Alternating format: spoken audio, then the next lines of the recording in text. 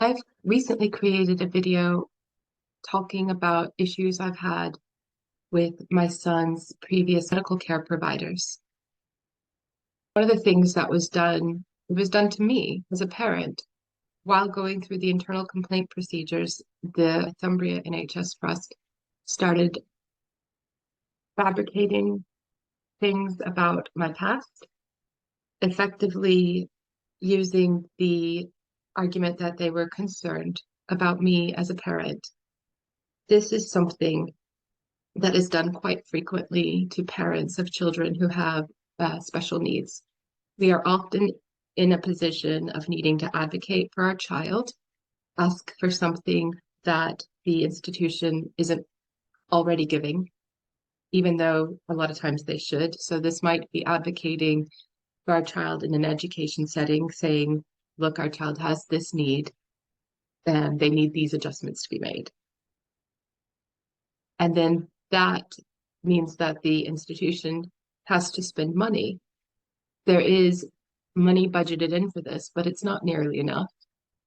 A lot of schools have to figure out how to make do with the limited resources that they have.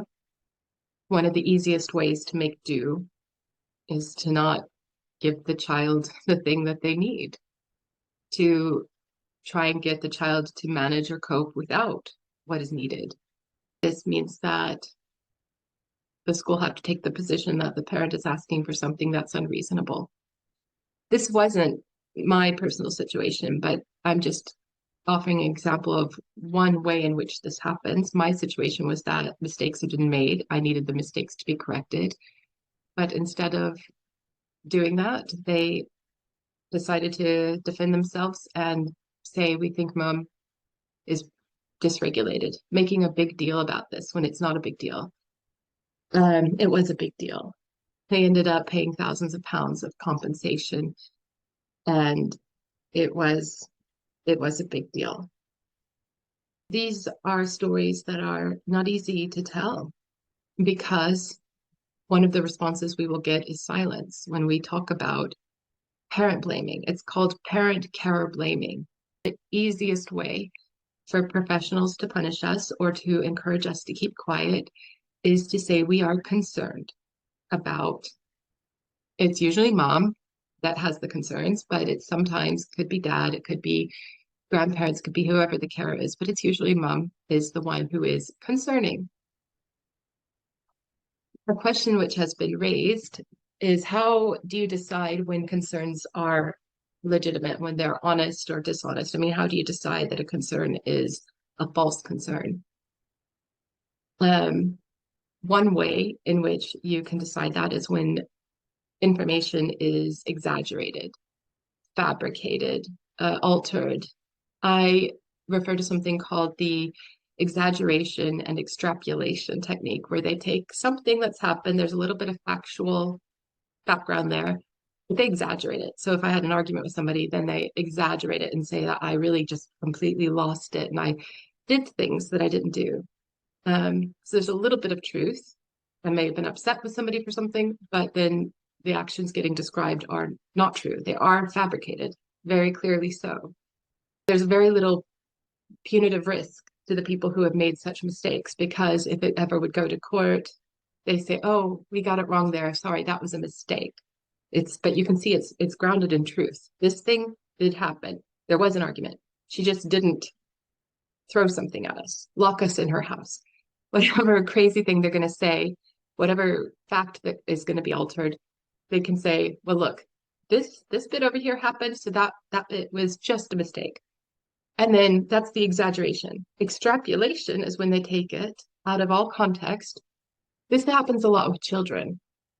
Actually, you might have an incident report written about a child at school who's gotten upset. The child threw something across the room. The child yelled at somebody, called somebody a name, used bad language, got violent. But what is often left out of the account is why it happened. Why was the child upset? Why did the child use bad language or get violent? Whatever they did, maybe it was recorded perfectly, factually, but there is a lack of why. That actually creates part of the picture. If somebody was really mean and awful to the child right before they lashed out, it changes things a bit.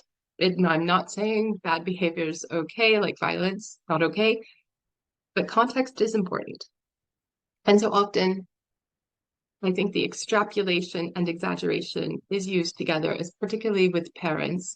When parents like myself start talking about it, first of all, we don't a lot of times. One person said to me, it's like being called a pedophile. You don't even want to mention it. You don't even want to say there was a safeguarding concern because people won't believe you. It it's like the swamp of eternal stench. You don't even want to get your toe in there because you'll never get rid of it. Oh my God! It's a bog of eternal stench! You step in this stuff and you'll stink forever! So it's really scary to be a parent, have been accused of any kind of safeguarding issue. We are worried that we will not be believed. And that is fair because a lot of times we are not believed because the general public does not necessarily recognize that this is being done and it's being done a lot. Every day, I'm not saying all professionals do this. When I say it happens every day and it happens a lot, I do not mean it happens because everybody does it. It happens because a few people do it, but regularly. If you think about a black man in London and police would pull him over regularly for no reason because they thought he's in the wrong neighborhood and why does a black man have a BMW?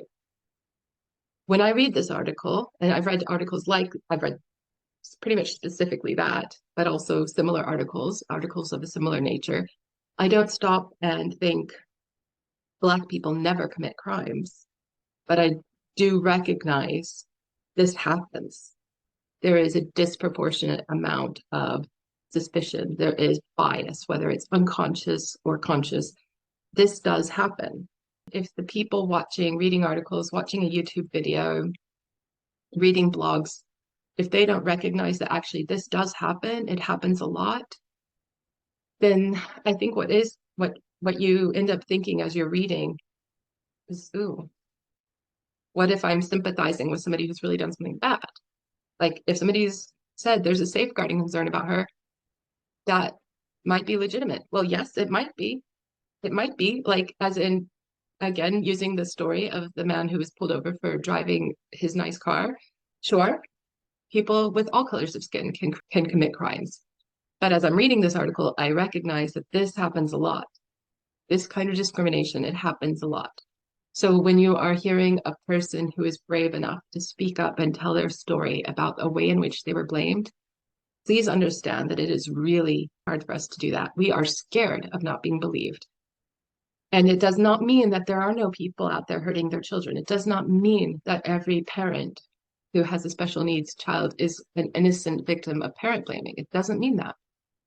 But I don't know one parent of a child with special needs who has not experienced some level of parent blaming. It can be just the headmistress or the principal going, "You're late again." Like, you irresponsible parent for getting your child here late, not acknowledging that the child has extreme anxiety. Parents get fined for absences, even though they have children who have special needs. Why? Why are parents being held accountable for this? My view is that it's because the schools get held accountable for their absences, and then local education authorities get held accountable. And so, how do we get that to change is we push this onto the parents. Nobody wants to be guilty. Nobody wants to be seen as bad. And the rules from the very top are too rigid. Parents are getting blamed. We do not make it easy on the institution when we work differently. I posted my story so that other people would feel brave, so that other parents might decide to speak up when it's safe for them to do so. A lot of parents are scared that if they complain, that there could be more safeguarding actions taken against them, and they are not wrong. It happens way more than I think most people could possibly realize. They are not wrong. Beata, this is the thing you need to understand about these cases. They're not fair. They don't care about evidence. I've done 60 of these cases from the parent perspective. The best way to get this case to end successfully, in my experience, is to convince everybody that you have changed your mind and that you are going to do what they tell you to do. And then when you get your child back, you leave that hospital and you never, ever go back. So I would not encourage parents of young children to speak up. My children are 16 and 21. I am not at risk of losing them. So I'm going to talk about this, even though it is scary and shameful to do so, because people might look at me and think I'm a crazy woman. But I'm going to talk because some of us need to. I'm not trying to live a miserable life. I'm trying to make the world a better place. I'm not trying to stay stuck on what's been done to my family. I'm just recognizing that it wasn't right. And if I don't stay stuck, if nobody ever stays stuck in the shit, we don't ever get to clean it up. We don't make it better. And so when you hear a parent, usually it will be a mom standing there making a video, speaking out and saying, look, this has been done to me. If you can post a like, or even better yet, take time to make an encouraging comment, it's so helpful because not only does it tell the person who's spoken up that they're seen and they're heard and that they're okay, it also tells other people who are watching that video, reading that article, it tells them that it's okay to react. It's okay to be involved. I think when we look at something which doesn't have a lot of responses, it's people don't know what to think of it. They see only 3 likes and they're thinking, okay, not a lot of people are engaging. I'm going to scroll past this. Please be brave.